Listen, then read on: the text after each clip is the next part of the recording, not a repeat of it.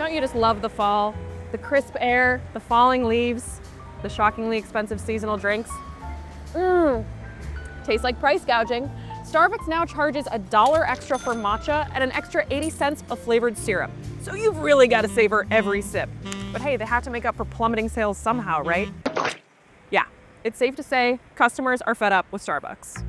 A Starbucks drink the size of my pinky toe being $7! You go and you pay $7 for a coffee and you sit down in a crowded area and then you have to wait like 45 minutes for it. The wait was forever, no matter how you ordered. Count your motherfucking days, Starbucks. This shit, I'm so sick of it. And behind the counter, Starbucks workers are just as frustrated with the company, its prices, the condition of its stores, and new unfriendly policies. Starbucks calls its employees partners, which is intended to really call them in and make them feel like family and like they're part of the business. The workers really stopped feeling like partners. Their changes that they made recently have definitely made it worse. You're not supposed to have more than 10 drinks that haven't been served to customers in the time that they're ordered. My store regularly goes up to 30 or 40. It wasn't that long ago that Starbucks was beloved as the progressive, socially conscious corporation. Now it's facing boycotts, strikes, and longtime customers calling it a ripoff. So what happened? Here's how corporate greed backfired and took down an iconic company, and how workers, not an ultra-rich CEO, can save it.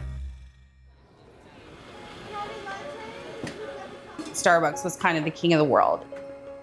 It also had such a dominant place in the culture. You saw it in movies. 5 iced venti decaf percent lattes with a long straw. And it was just this phenomenon in which everybody, I think especially young women felt like they needed to be at Starbucks because that was the cool thing to do. Starbucks was really in its heyday during the late 90s, early 2000s. That's when it was really like the third place for people to relax and enjoy really good coffee. Starbucks experienced explosive growth during the early 2000s, expanding from 3,500 stores in 2000 to 15,000 locations by 2007. Then the financial crisis hit in 2008, and I think that's when things really started to change. Because while in the past it had really been focused on the baristas and the consumers, with the financial crisis, suddenly the focus was on the shareholders. Out of the recession, Starbucks had new priorities: international expansion and automation. The company introduced mobile prepayments in 2014, and by 2016, 40% of Starbucks locations included a drive-thru. In 2021, the company declared that pickup-only stores were the future. The idea of the third place was dead. There were some controversies involving people who got kicked out of stores for lingering too long, people who had the police called because they were trying to use the restroom. And that was kind of the beginning of a new era in which Starbucks was a little bit more hostile to the customer. They wanted to get you in, serve you your drink, and get you out of there. There are now 41,000 Starbucks locations worldwide. But with all the focus on maximizing sales, the actual product they were selling began to suffer. I got a bacon, egg, and Gouda. I swear to God, I bit into it and it squeaked. Their food portions over the years have gotten noticeably and significantly smaller. This is a venti, okay? This is the only drink up to this line, maybe right here where the ice is. This is the only drink in the whole entire thing. More than half is foam. Tastes like shit. The chaos unleashed by the new model created unprecedented demands on the staff, longer wait times, and unhappy customers. I think customers have really begun to notice that their stores feel different than they did when they first started going to Starbucks. Maybe there's 1 or 2 baristas in the entire store who are cranking out, hundreds of orders every morning. I think they see that their stores are maybe a little less well maintained. The stress only got worse during the pandemic, so workers began to unionize store by store.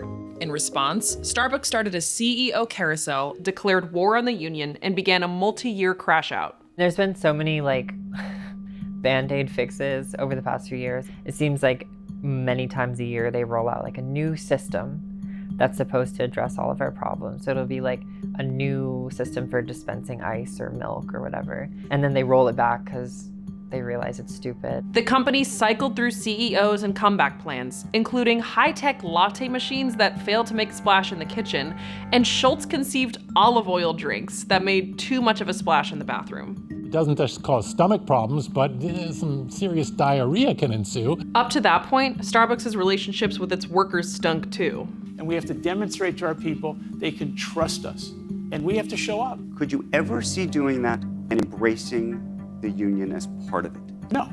Starbucks workers say the company is intentionally spying on their union gatherings. We've had a total of 10 union baristas fired in our area. There is always more because Starbucks just won't stop.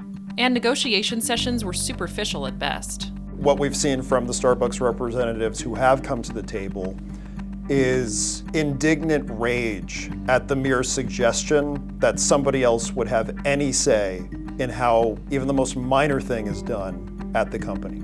I think that the company is absolutely delaying, trying to make this take as long as possible so partners are fed up and say, I'm over it, or, move on. They just backed out of our bargaining process altogether. So the union fought back with countless strikes and workplace actions. Good morning! You're striking! I don't think people thought that Starbucks was going to be like, yes, this is a worker-owned co-op now, but I don't think they expected the company to fight tooth and nail, at least in the beginning, for every advance that these workers wanted. And then in late February 2024, this happened. The coffee giant and the union Workers United have agreed to begin talks aimed at improving labor relations and resolving lawsuits between them. Workers on the union's uniquely large bargaining committee say things were looking positive. We have a lot of amazing tentative agreements, a lot more job security, democratic ways of participating and actually having a say in the operations, ways of enforcing the contract, holding the company accountable to it. But by the summer of 2024, Starbucks' stock price had fallen 15%, and that fall, sales plummeted by 10% thanks to boycotts, inflation, and bad PR. If I'm scrolling TikTok and I see someone talking about some Starbucks drink, I will almost inevitably see a comment that says, Bestie, we don't go to Starbucks anymore. They're union busters. Or Bestie, we don't go to Starbucks. They support the genocide in Gaza. So the company made yet another pivot. Instead of negotiating over the last phase of the contract, the pay and benefits for more than 10,000 workers, Starbucks took all that cash and threw it at one guy, handing a $96 million check to the former CEO of Taco Bell and Chipotle. I still love burritos, but now I really love espresso. Ryan Nickel, the company's fourth CEO in as many years, soon introduced his own grand turnaround plan, back to Starbucks, which he has called an attempt to recapture the soul of the company. I think it's paramount that Starbucks gets back to recreating those places where communities come together, people come together, and they have that connection with the barista and obviously their community. Honestly, I was pretty hopeful. I think when he came in, a lot of the things he was saying was like, we want to bring sort of like a coffee house experience back to Starbucks. And it did sound promising, but the plan began to look a lot different upon execution, especially for less wealthy clientele. The average price of a grande brewed coffee has risen 49% since 2020, while Nickel has also instituted stealthier increases. So instead of having a name for a Frappuccino with every flavor, you now have to pick like a base Frappuccino and then pay 80 cents to add a flavor. Last time that I went to Starbucks was June 16th, and I paid $5.14 for my drink. Today, for the exact same drink, I paid $6.77. What the fuck? Loyalty rewards in the app have also been restricted, so the average total order price has risen by 1% to 4% every quarter since Nickel took over. If you fiddle around in the Starbucks app, you can build quite an expensive coffee if you get a little outrageous with the additions. Since Brian, they've stopped offering free water and bathroom access, which Starbucks was known to be pillars of their communities for that reason. My district manager said that it was being too soft and that it was like our emotional side getting the better of us for letting a mother of a small child use our bathroom without purchasing a cake pop or a bottle of water. We have to kick them out, which of course puts us in unsafe situations. We don't have the staffing to be constantly sending people off the floor to go talk to customers and kick them out. Last year, Starbucks cut 8% of its staffers despite opening more than 500 stores. That's multiple staffers per store, yet those who remain say they don't get nearly enough hours.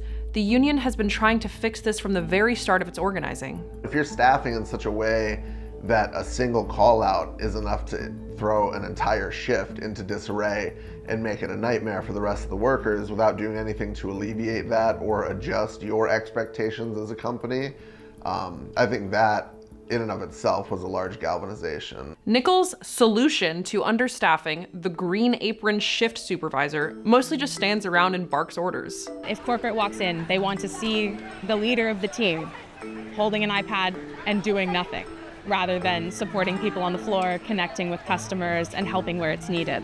And the workers behind the counter have even more to do now. We're mandated to write on every cup now, which just completely destroys your flow when you're trying to make 1,000 drinks a minute. People draw smiley faces, and then we're told you can't draw smiley faces, you have to write full sentences at peak. People are waiting on their drinks and watching baristas write a happy little message on them instead of passing the drink out and actually looking someone in the eye and saying, "Have a great day." All of these policies, including a draconian change in dress code, have come from the top down without any notice from Nickel or other executives. That wouldn't necessarily be the case if the company and union had a collective bargaining agreement, but negotiations have fizzled under Nickel, who previously oversaw opposition to a union effort at Chipotle. Around like October, the company really started to stall. And it was when we were working on some of our biggest priorities, things that are really gonna change people's lives, like better wages, better staffing and scheduling. And instead of negotiating, Starbucks just unilaterally decided to shut down over 400 stores, including 59 union shops that were said to be underperforming. The reason they're not doing business is because they've changed it so that stores have to be open till 9 p.m. even when they only are really that busy during peak or lunch rushes, and suddenly they're open for 9 hours that are entirely unprofitable. Without progress in talks, the union has been ramping up to a possible strike this holiday season. Earlier this month, it held over 50 practice pickets nationwide. We'll be back! We'll be back! Including the one we covered in Philadelphia. It's been a year since Brian Nickel has joined Starbucks, and frankly, nothing has changed for the better. These people don't live in the real world like we do. These people are out of touch. But I got good news. There's a lot more of us than there are of them. I really think our union is a godsend to this company that is has been in crisis, is losing customers. And here we have this incredibly motivated group of 12,000 plus workers who are saying we know exactly what it's going to take to make this company work, to improve the experience for the workers, to improve the experience for customers, which ultimately should make the shareholders happy. If there's another brand that you think has gone downhill due to corporate greed, send us an email or let us know in the comments down below. For more videos like this, don't forget to subscribe.